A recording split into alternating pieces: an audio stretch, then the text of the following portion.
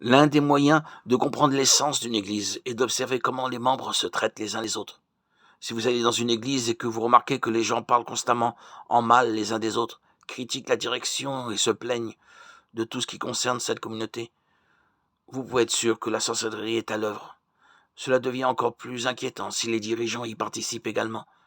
Si au moins ils dirigèrent l'église avec une unité et amour, aident les membres à surmonter le péché de la médisance, nous pourrions dire que la main de Dieu est sur cet endroit. Cependant, lorsque la direction elle-même crée la division, cela signifie que l'Église a un problème, bien plus grave qu'il n'y paraît.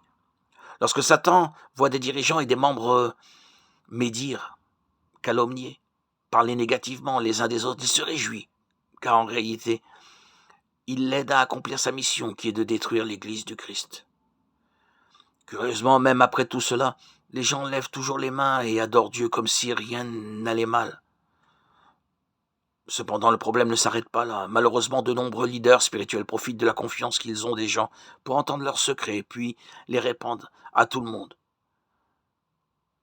Frères et sœurs, l'Église doit être un lieu où les gens peuvent chercher le Seigneur et trouver du soutien, un endroit où ils peuvent parler de leurs problèmes et recevoir du réconfort de ces leaders. Si cela ne se produit pas, c'est parce que l'ennemi est déjà présent en cet endroit. En tant que fidèle, je sais que beaucoup de gens vont à l'église parce que c'est le seul endroit où ils se sentent écoutés et réconfortés, sans jugement. Et l'une des pires choses qu'un leader puisse faire est de profiter de la vulnérabilité de quelqu'un. C'est démoniaque, car cela va à l'encontre de tout ce que Jésus enseigne.